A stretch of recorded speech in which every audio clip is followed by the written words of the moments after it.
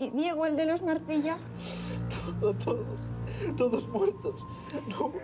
En su 25 aniversario, las bodas de Isabel de Segura no se celebrarán en la calle. La historia de los amantes se contará por internet y redes sociales, y las dos escenas principales también a través de Aragón TV. Que muera su amor por él.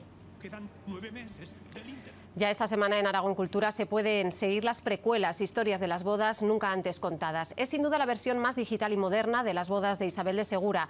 Hasta con vídeos de TikTok y podcast que han grabado estudiantes de la Escuela de Arte de Teruel, se cuenta este año la historia de amor de Isabel y Diego. La historia de los amantes en versión TikTok y desde la mirada de estudiantes de la Escuela de Arte. Quedarse con una chica que nos hemos inventado totalmente, o la opción que podría haber tenido de casarse con Isabel. Y a raíz de ahí pues nos inventamos una historia. Estaba con Diego, era tan feliz que tuvieron un parto múltiple como de 5 hijos y era eso una locura. Un podcast con nuevas versiones de la leyenda creadas también por los alumnos.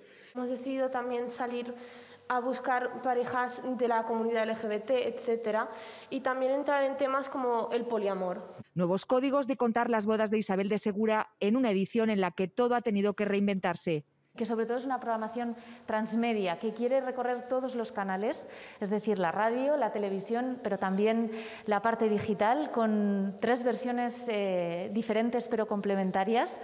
Las precuelas ya se pueden ver estos días en Aragón Cultura. Necesito que conjures a una mujer para que olvide ese amado. Pero además, la escena del beso y la muerte de Diego e Isabel se emitirán el domingo a las 10:10 de la mañana en Aragón TV.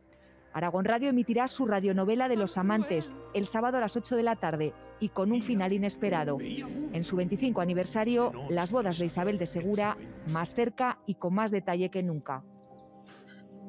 Solo quedan 9 meses del interminable plazo, 4 años.